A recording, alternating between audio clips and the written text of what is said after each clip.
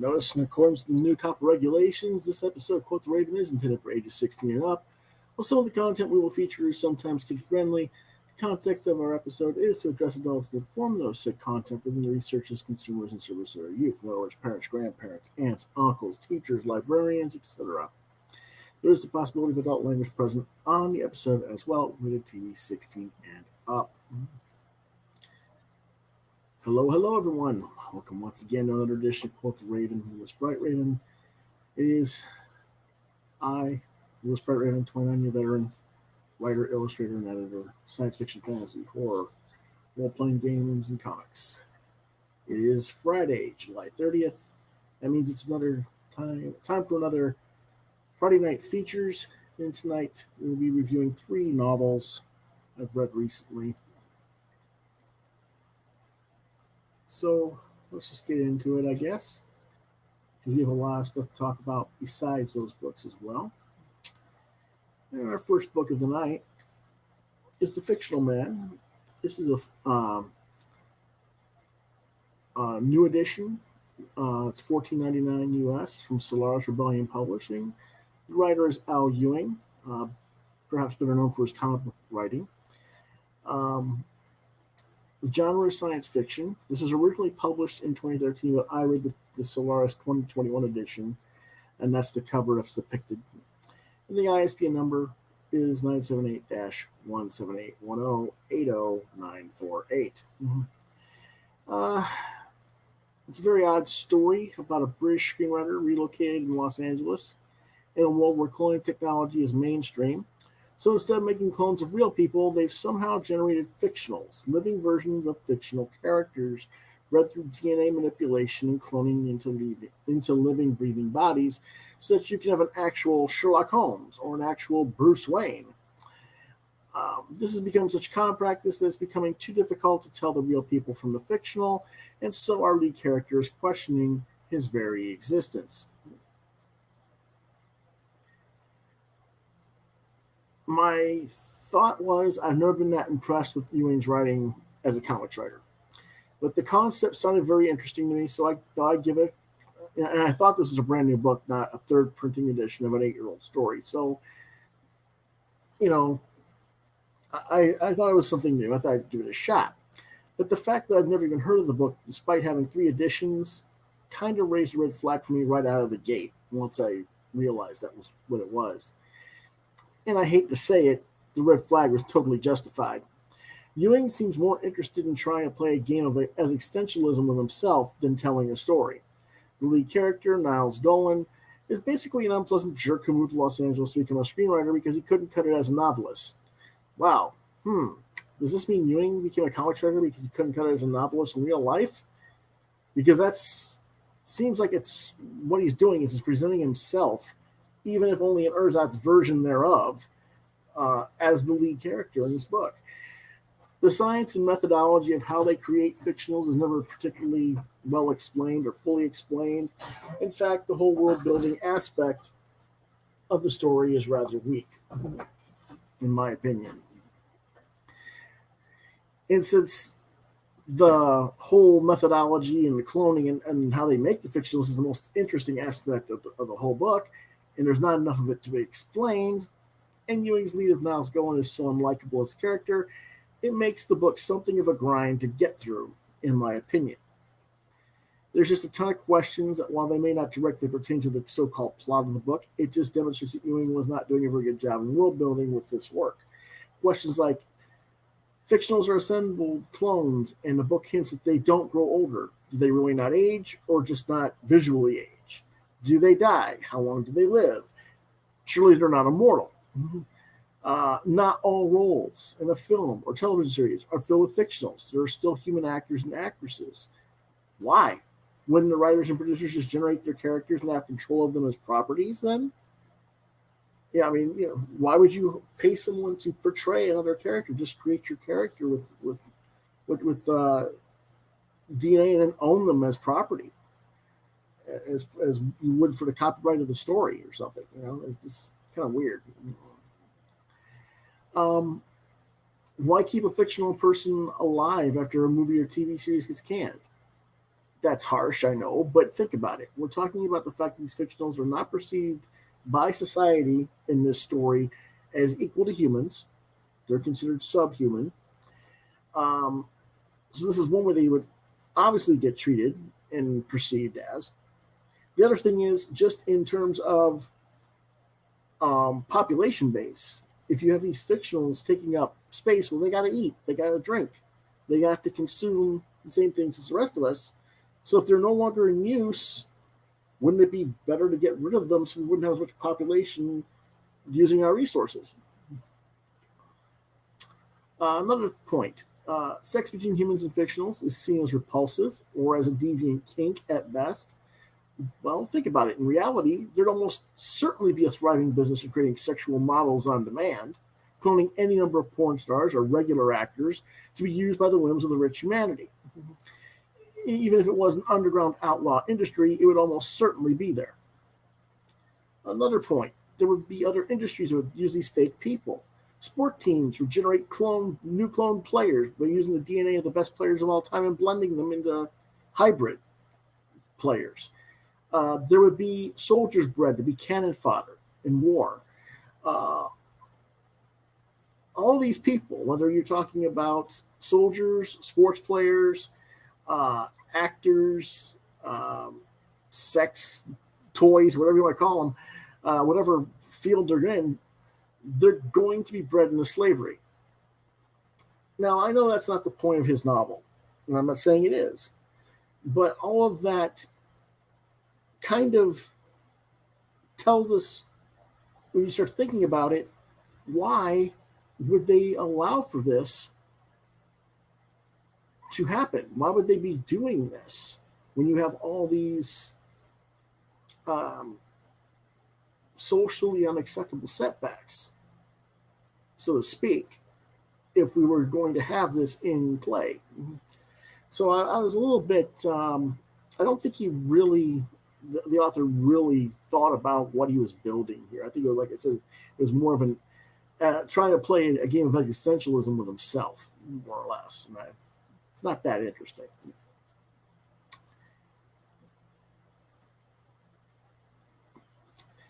He does have characters talking, they argue, deliberate the points of what makes a person real or not.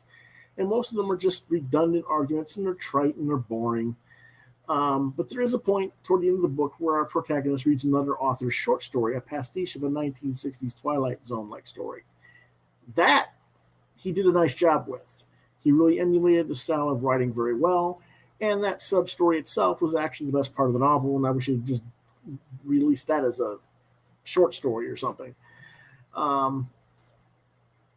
Now, maybe it's just that I can't stand the self-aggrandizing protagonist who could easily be an Ewing, or a Cullen Bunn, or a Scott Snyder, or a Brian Bendis, or a Robert Kirkman, or any number of other people I could name, and that's why I couldn't get into the book. It's solidly written, technically speaking, but when you don't care about the characters in the story, you don't have a story. You got to tell me a story with characters I actually give a shit about, and don't sweat the technique, I guess is the catchphrase we would use here. It is for adults only, in my opinion. There's just, I don't know. But anyway, I gave it 2.5 stars. It's slightly below average.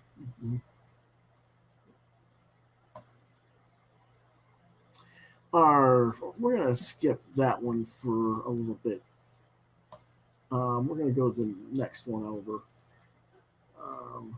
They wanted to do it alphabetical for some reason by the names instead of the authors. There we go. Sun Daughters and Sea Daughters. The publisher is Tor Books. It's $13.99 US. The writer is Aimee Ogden. The genre is science fiction. The ISB number is 978-1250-782-120. It was released in February of 2021. And what it's about? Well, gene-edited human clans have scattered throughout the galaxy, adapting themselves to environments as severe as the desert and the sea. Atulole, as daughter of a sea clan lord, sparked a war by choosing her land-dwelling lover and rejecting her place among her underwater people. Now her husband and his clan are dying of a virulent plague, and Atuloe's sole hope for finding a cure is to travel off-planet. The one person she can turn to for help is the black market mercenary known as the World Witch, who just happens to be Atuloe's former lover before she became a land dweller. Time, politics, bureaucracy, and her own conflicting desires stand between Atuloe and the hope for her adopted clan. What do I think of it? It's a very quick read as a novella. It's only 110 pages. I read it in less than an hour, the whole book. Conceptually, it's basically just a retelling of the classic tale of the Little Mermaid. And I suppose in that respect, I was not that enthused because I've seen that story told enough times in different ways, both in terms of format and in terms of people using that as a source material to retool.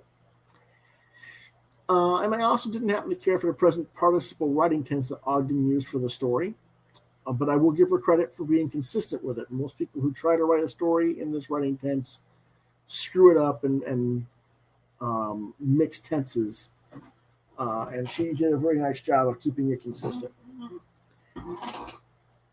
Now, I do think that even though it was consistent, the writing tense kind of took me out of the story because it's not a common format that's used. And it has been a while since I had read something in this writing tense format. What is the present participle, you guys are asking, probably. Present participle is when everything is being told as it happens. In other words, Raven says he's going to do such and such, and the audience says fine, or it's always in the moment, as it were. Okay. So as far as the characters are concerned, Atuloe seems both a confident and competent woman, but she's also incredibly naive and disconnected from the world around her. And the story is more about her going through the journey of reconnecting to the universe around her than it is about her finding the cure to save her adopted clan. I was not particularly caring one way or the other for Yanja, the World Witch, who was a transgendered male. He was female when Atuloe was their partner. Because it's science fiction, it is easier to have a transgendered character or have LGBTQ sensibility for me, because I'm familiar with other writers who have delved in that element. And a lot of times they do the LGBTQ with aliens, so it's not, they can say, well, it's alien, it's not human behavior. It's kind of masked in a roundabout sort of way. And that's kind of how it's played with a little bit here as well. But that having been said, I've seen it done better by other authors, most notably James Allen Gardner's Commitment Hour, which I've reviewed in the past, and of course Ursula K. Le Guin's Left Hand of Darkness, which I've also reviewed in the past, just to name two examples. Now, this is not a bad story, but because it's retelling us something I've seen or read multiple times, I just felt like it was a middle-of-the-road effort at best. It is recommended for ages 16 and up because there are some sexual things I don't think younger readers would necessarily comprehend very well, necessarily. So I gave it 3 out of 5 stars.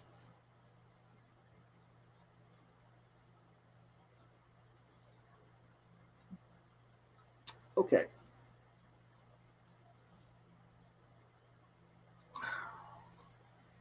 My computer's being fussy. Sorry, folks. Let's get to the last one here for the night. And that is Remote Control, 1999 US. Publishers Tor Books, written by Nnedi Okorafor. The genre is science fiction fantasy. ISBN number 978-1250772-800, released January 19th of 2021. And what it's about. Fatima is a young girl dealing with major health issues who discovers a seed, it's actually a meteorite, that hits the earth and buries itself underneath her family's shea tree. For those who don't know what shea tree is, if you ever heard of shea butter, it's a tree that they make shea butter from. Eventually, the seed materializes and presents itself to her, and she is bathed in cosmic radiation. Her own illness is pretty much cured, but now she radiates poison from the seed herself. And at first, she doesn't have control over it, so she wipes out her entire family and hometown and becomes a wanderer of the roads, traveling from town to town with everybody thinking she's Death's daughter, fearful that she'll take everyone out at the slightest whim. Trying to forget her past, she takes on the name Sankofa, and everyone knows who she is, and they try to basically fearfully stay in her good graces whenever she comes to town or around them. On one occasion, she visits a town where a person attacks her, blaming her for her brother's death, but in reality, he was already dying of cancer, and both his brother and the brother's family had asked her to help him end his suffering, so she lightly radiated him and facilitated his death so he wouldn't suffer any further. So this guy who confronts her shoots a gun at her, and so in a blink of a moment, less than the speed of the bullet leaving the gun barrel practically, she releases her radiation and explodes the bullet away at a distance, and then she focuses all that radiation on man, melting him away to just a jawbone. Vicious. Awesome scene, actually. So you'd think everyone would be afraid of Sankofa and wary of her, but no, there are, of course, people out there who would seek to capture her and use her as a weapon of destruction. Technology operates like a form of magic, but it's also a system of forces as omnipresent and inscrutable as the weather, one that fluctuates from village to village as Sankofa stalks the countryside. And she's not stalking aimlessly. She's embarked on a quest to find out how she became this walking, adopted daughter of death, if you will. It's still a mystery to her how she got this ability. All she remembers is a one-eyed man was involved, and her family died in the process.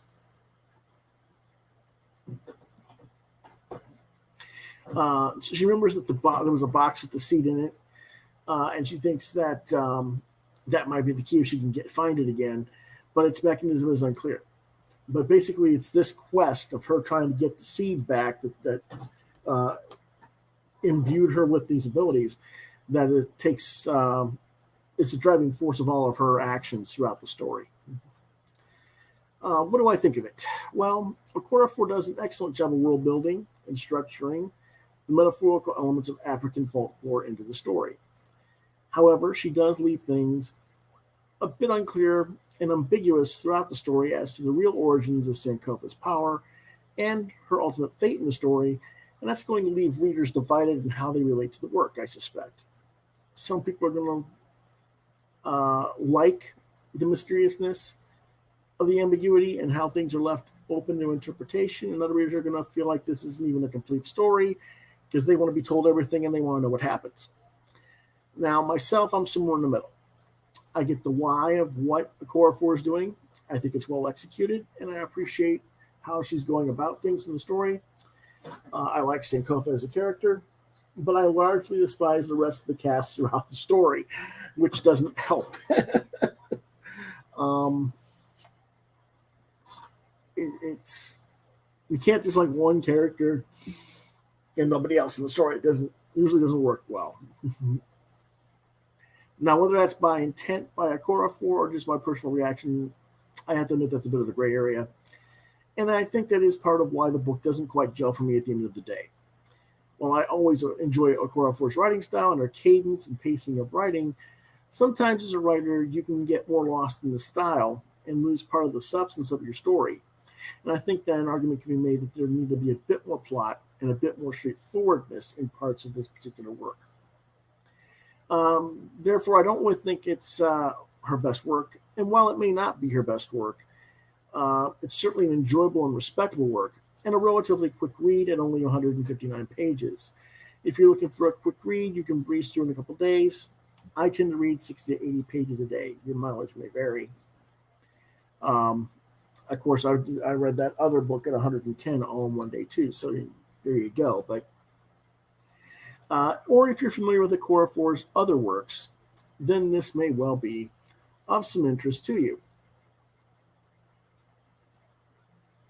However, you're looking for a story that spells everything out for you, I have to say avoid this one. It is recommended for ages 16 up. I give it 3.5 stars. So at least from book to book we covered today, the quality of the ratings went up from book to book to book. So there is that silver lining today. And that's pretty much our reviews for the night. It's a very short show, but that is because I have to get ready and finish up for a vault sale tomorrow. And that will start at 12 noon on YouTube and on Facebook here at Quoth the Raven, Lewis Bright Raven. I'll have at least 40 pieces for sale of artwork. Some of them will be 8.5 by 11, some will be 11 by 14s. Might even have some 11 by 17 pages. Not sure yet. We're still pulling stuff out of the folders and figuring out what's available and what we want to do. But we want to try and make sure everything is stuff that hasn't been offered before on the show. So we'll hope that you will see you guys then. Now, on top of that, next week, our schedule is changing a little bit. So let me go ahead and get into our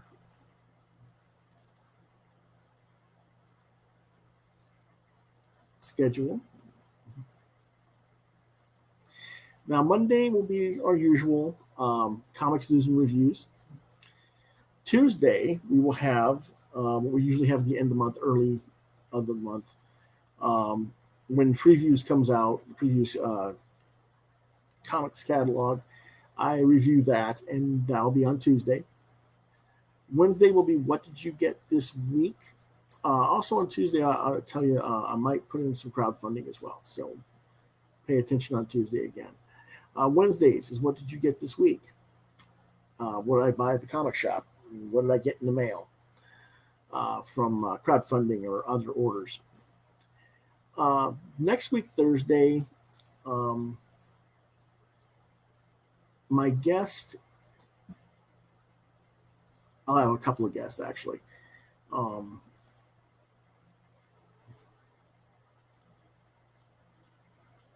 Let me see if I can find him.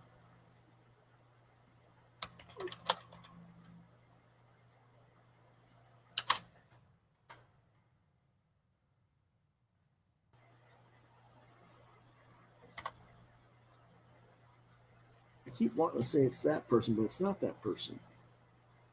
I'm a little bit annoyed right now.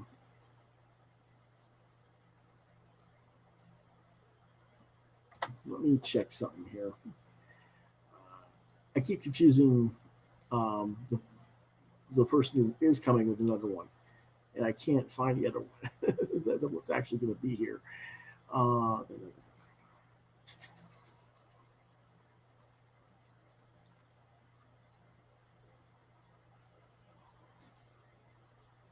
Let me find it. Come on, show.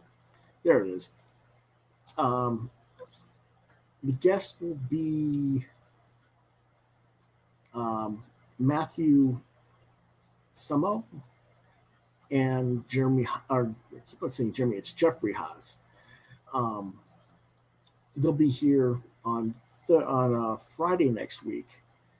Normally I do Thursday. I have the roundtable discussions and we talk about people's books or talk about topics and do interviews.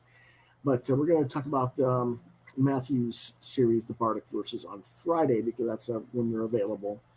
And so my Friday show, which I haven't finalized the actual topic, will be on Thursday next week. Just so you know.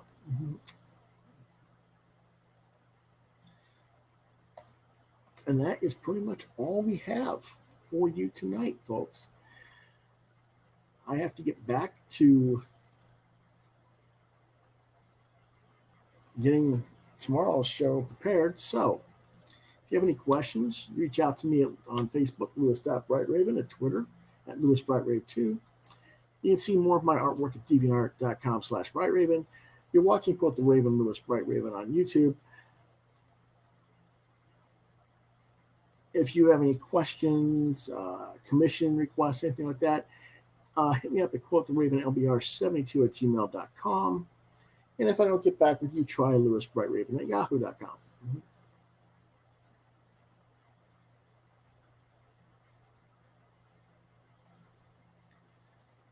And that's about it for things, I guess. But if you do like our content and you like this video or you think others might, please hit the like, share, and subscribe buttons to continue to get content from this channel. As always, I thank you for your support. And that will do it for tonight, folks. We'll see you guys tomorrow at noon. See you next time. Have a good night.